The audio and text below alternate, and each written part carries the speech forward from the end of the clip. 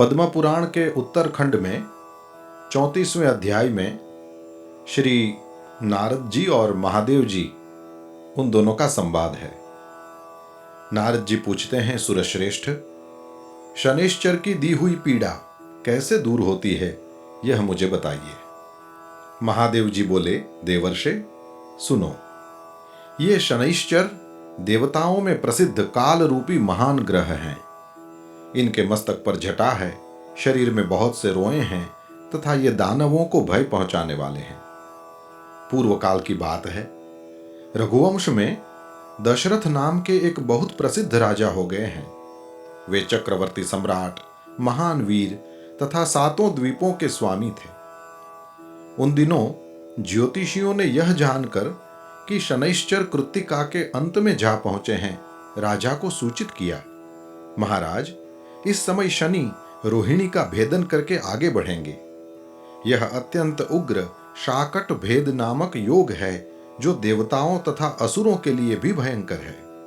इससे 12 वर्षों तक संसार में अत्यंत भयानक दुर्भिक्ष फैलेगा।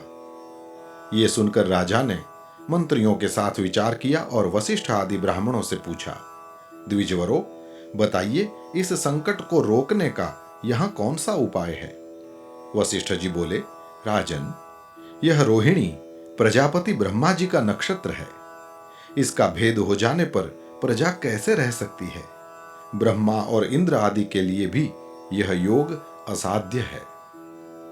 महादेव जी कहते हैं, नारद, इस बात पर विचार करके राजा दशरथ ने मन में महान साहस का संग्रह किया और दिव्यास्त्रों सहित दिव्य धनुष लेकर के रथ पर आरूढ़ हो बड़े वेग से वे नक्षत्र मंडल में गए। रोहिणी पृष्ठ सूर्य से 1.25 लाख योजन ऊपर है। वहां पहुंचकर राजा ने धनुष को कान तक खींचा और उस पर संहारास्त्र का संधान किया। वह अस्त्र देवता और असुरों के लिए भयंकर था। उसे देखकर शनि कुछ भयभीत हो हंसते हुए बोले, राजेंद्र, तुम्हारा महान पुरुषार्थ शत्रु को भय पहुंचाने वाला है। मेरी दृष्टि में आकर देवता, असुर, मनुष्य, सिद्ध, विद्याधर और नाग सब भस्म हो जाते हैं, किंतु तुम बच गए। अतः महाराज, तुम्हारे तेज और पौरुष से मैं संतुष्ट हूं। वर मांगो, तुम अपने मन में जो कुछ चाहोगे उसे मैं अवश्य दूंगा। दशरथ ने कहा, शनिदेव, जब तक नदियां और समुद्र हैं, जब तक सूर्य और चंद्रमा सहित पृथ्वी कायम है, तब तक आप रोहिणी का भेदन करके आगे न बढ़ें। साथ ही कभी 12 वर्षों तक दुर्भिक्ष न करें। शनि बोले, एवमस्तु, ऐसा ही हो।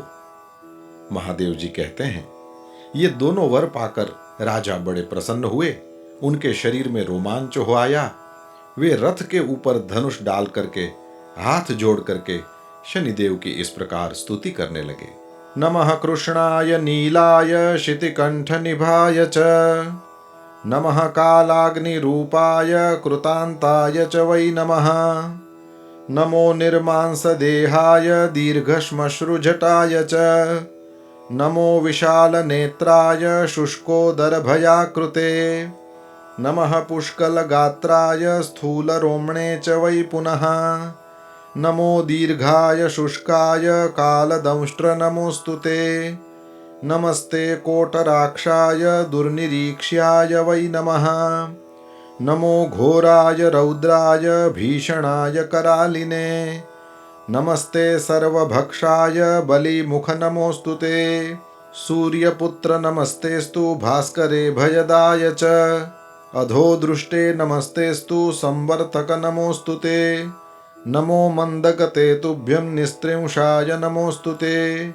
तपसा दग्ध देहाय नित्यं योगरताय च, नमो नित्यं क्षुधार्ताय अतृप्ताय च वै नमः, ज्ञानचक्षुर्नमस्तेस्तु कश्यपात्मजसूनवे, तुष्टो ददासि वैराज्यं रुष्टो हरसि तत्क्षणात्, देवासुरमनुष्याश्च सिद्धविद्याधरो रगाः, त्वया विलोकिताः सर्वे नाशं यान्ति समूलतः, प्रसादम कुरु मे देव वरार्होहमुपागतः। महादेव जी कहते हैं, नारद, राजा के इस प्रकार स्तुति करने पर ग्रहों के राजा महाबलवान सूर्यपुत्र शनैश्चर बोले, उत्तम व्रत के पालक गजेंद्र, तुम्हारी इस स्तुति से मैं संतुष्ट हूं। रघुनंदन, तुम इच्छानुसार वर मांगो, मैं तुम्हें अवश्य दूंगा। दशरथ बोले, सूर्यनंदन, आज से आप देवता, असुर, मनुष्य, पशु, पक्षी तथा नाग किसी भी प्राणी को पीड़ा न दें। शनि ने कहा, राजन, देवता, असुर, मनुष्य, सिद्ध, विद्याधर तथा राक्षस, इनमें से किसी के भी मृत्यु स्थान, जन्म स्थान अथवा चतुर्थ स्थान में मैं रहूं तो उसे मृत्यु का कष्ट दे सकता हूं, किंतु जो श्रद्धा से युक्त, पवित्र और एकाग्र चित्त हो, मेरी लोहमयी सुंदर प्रतिमा का शमी पत्रों से पूजन करके तिल मिश्रित उड़द भात, लोहा, काली गौ या काला वृषभ ब्राह्मण को दान करता है तथा विशेषतः मेरे दिन को इस स्तोत्र से मेरी पूजा करता है, पूजन के पश्चात भी हाथ जोड़कर मेरे स्तोत्र का जप करता है, उसे मैं कभी भी पीड़ा नहीं दूंगा। गोचर में, जन्म लग्न में, दशाओं तथा अंतरदशाओं में ग्रह पीड़ा का निवारण करके मैं सदा उसकी रक्षा करूंगा। इसी विधान से सारा संसार पीड़ा से मुक्त हो सकता है। रघुनंदन, इस प्रकार मैंने युक्ति से तुम्हें वरदान दिया है।